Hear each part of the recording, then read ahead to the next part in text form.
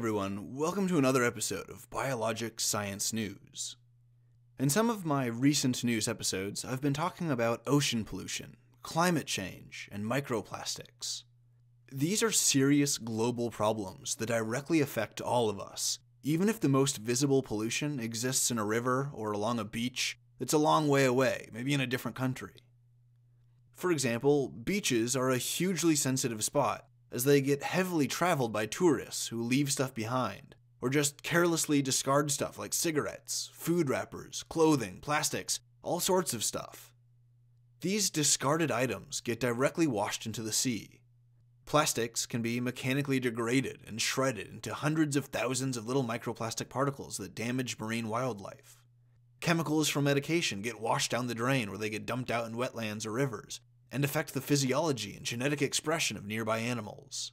I could go on and on about how pollution is hurting wildlife and damaging our ecosystems, but I don't want this episode to be depressing, because it's not. This is about good news. The good news is that 193 countries recently signed a UN resolution in Nairobi, planning to eliminate plastic pollution in the oceans. Some of the signatory countries include some of the worst offenders when it comes to their contribution of plastic pollution to the oceans, like Indonesia, the Philippines, Vietnam, Sri Lanka, Thailand, Egypt, and Malaysia.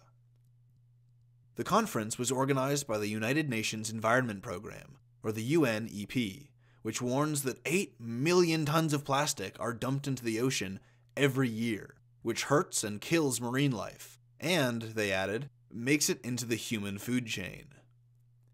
I mentioned this in an earlier episode of Science News, that we don't truly understand the scope of microplastic contamination in the human body, in human populations.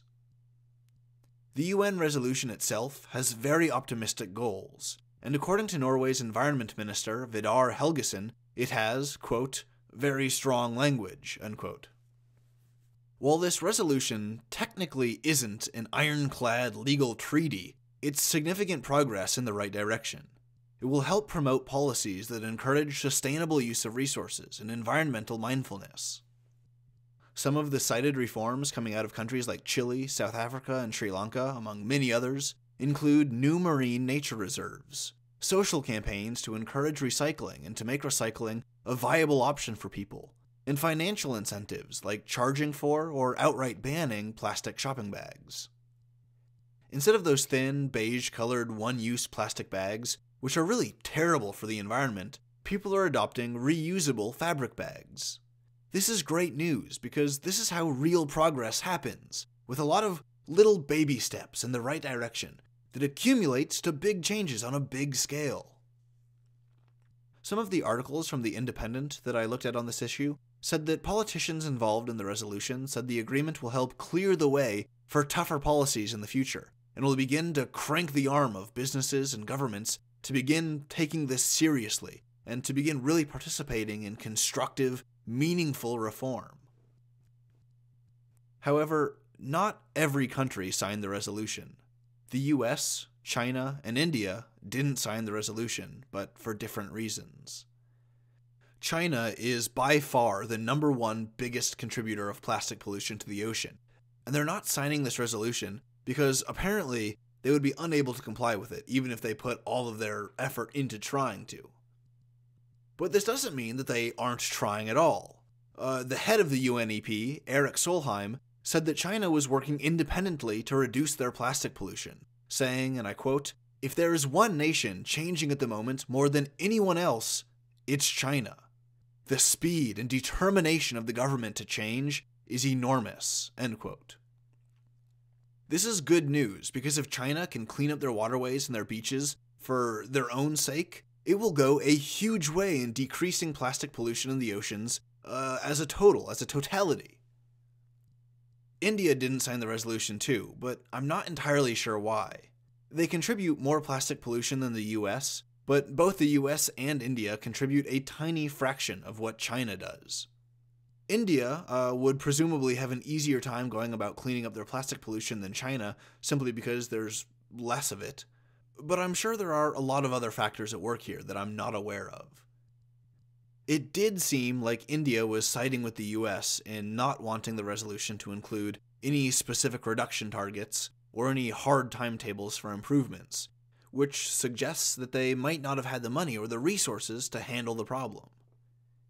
In the case of the US, I'm inclined to think that it's a lack of political will. The current administration insists on a scientifically ignorant understanding of climate change, and they have no interest in stopping pollution, as proven by changes in EPA policy approved by Trump's pick, Scott Pruitt, that removes waste dumping regulations that protected waterways and lakes. So now industrial polluters can literally dump their waste in a lake. There's no regulation, there's no punishment, they can do it wantonly. Anybody who's using that river downstream, or any animal that lives in that river, they're shit out of luck. Sucks for them. This is what scientifically illiterate corruption looks like in practice. Now that I think about it, this happy episode was actually kind of a bummer. I didn't mean to dwell on the negative stuff too much, but I mean, facts are facts. This is what's going on. This is how it is. The positive news is that we're really starting to see an accelerating response to pollution and climate change from the international community. It's also really good to hear that the biggest polluter historically, China, is independently going about radical reforms to try to minimize their pollution and save their ecosystems. If the biggest polluter can change their ways, then there just might be hope for us after all.